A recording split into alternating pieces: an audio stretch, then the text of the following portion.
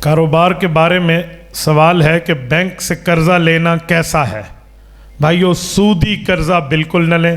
میں کبھی بھی بینک سے قرضہ اور سودی قرضے کی آپ کو ریکمینڈ نہیں کروں گا۔ اس کی وجہ یہ ہے، حدیث پاک کے مطابق سود ایسی چیز ہے کہ ماں سے زنا کے مترادف ہے، ٹھیک ہے؟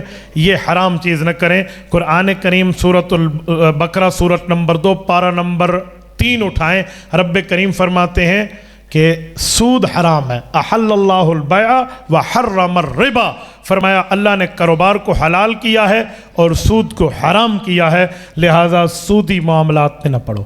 بلکہ ایک جملہ اس کے لیے فرمایا، فَإِن لَمْ تَفْعَلُوا فَأْذَنُوا بِحَرْبٍ مِّنَ اللَّهِ وَرَسُولِهِ، اگر سود سے باز نہیں آتے تو اللہ رسول کے خلاف اعلان جنگ کر لو۔ تو اس لیے اس سے بچے۔ بینک سے گاڑی لینا یہ بھی اسی زمرے میں ہے۔ اگر غیر سودی بینکاری والی بات ہے وہ کچھ اور ہوگی، لیکن سودی معاملات سے گاڑی لینا تو چھوڑیں۔ میں تو بینک میں پانی بھی نہیں پیتا۔ میں کبھی بینک میں جاؤں نا، اب مجبوری ہے، پیسے رکھنے پڑتے ہیں، کرنٹ اکاؤنٹ میں ہم رکھتے ہیں جس پر انٹرسٹ نہیں لگتا، سود نہیں لگتا۔ سیونگ بھی میں نہیں رکھتا، کرنٹ اکاؤنٹ میں، وہاں پر جانا پڑتا ہے۔ تو جانے میں کبھی کبھی پانی وہ پیش کرے نا تو میں پانی بھی نہیں پیتا۔ ایک دفعہ میں پانی پینے لگا تھا، ایک دنیا دار دوست ہے ہمارے ساتھ، کوئی عالم نہیں ہے، بھائی زائد اللہ ان کو خوش رکھے، میرے ساتھ تھے۔ مجھے کان میں کہا انہوں نے، مفتی صاحب یہ جس کولر سے ٹھنڈا ہو رہا ہے اس کی بجلی کا بل تو سودی پانی سے ادا ہوتا ہے۔ یقین مانے میرے ذہن کو جھٹکا لگا۔ میں نے کہا میں مولوی ہو کے پی رہا ہوں اور یہ دنیا دار بند ہے۔ میں نے وہیں پانی رکھ دیا۔ وہ دن اور آج دن میں نے نہیں پیا، کیونکہ اس کا بل جس پیسے سے ادا ہوگا وہ کون سا ہے؟ تسی مجھے جو کھیسے جو ایسی دینا ہے تو سودی پیسے سے ادا ہوگا، تو وہاں تو میں پانی بھی نہیں پیتا، ٹھیک ہے؟ جتنا ٹائم اس پنکھے کے نیچے بیٹھ کے ہوا لے رہے ہیں اس پہ بھی استغفار کر رہا ہوتا ہوں۔ تو سودی معاملات سے بچیں میرے بھائیوں۔ قسطوں پر کوئی چیز خرید سکتے ہیں؟ نہیں۔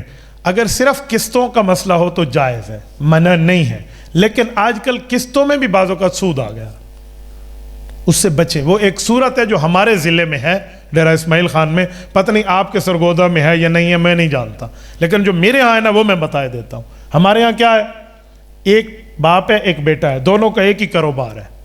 باپ سے لیا موٹر سائیکل قسطوں پہ، ساری قسطوں پہ اٹھا لیا، 1,20,000 کا ہے، ہم یہ 10,000 لے لیں باقی قسط دیں گے، اوکے۔ اور اس کو بیچ دیا نقدوں پر، کتنے کا؟ 90,000 کا۔ اب 90,000 بوجھ پا کے چل بندہ گیا، بھئی اس کی تو قرضہ اتارتا رہوں گا، ایک ہی کاروبار ہے، موٹر سائیکل بھی ادھر ٹھہرا ہے، نہ اٹھایا ہے، نہ چلایا ہے، نہ لیا ہے، نہ دیا ہے۔ تو یہ اندھا ونڈے ریوڑیاں تے ول ول دے وے آپ کو، ٹھیک ہے؟ یہ سود ہے۔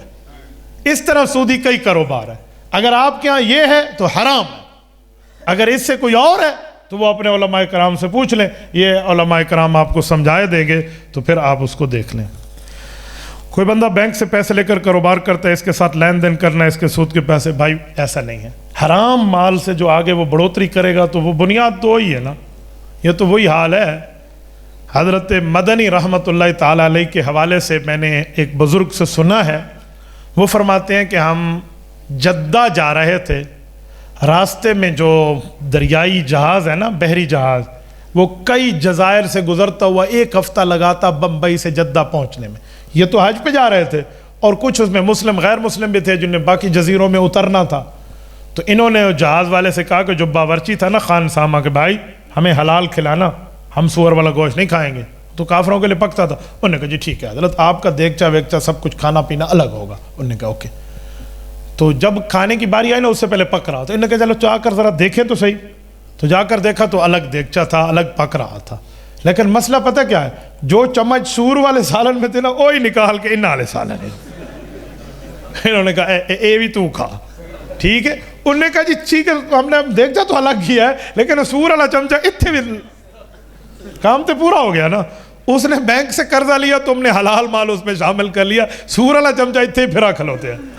تو بھائیو کچھ تو بندہ اپنے آپ کے معاملات دیکھے کہ حلال کاروبار حلال ہوتا ہے، حرام کاروبار کے ساتھ اس کو شامل نہ کریں۔ یہ بھی وہی سوال ہے قسطوں کا معاملے کا، تو قسطوں کو تو میں نے آپ کو عرض کر دیا ہے۔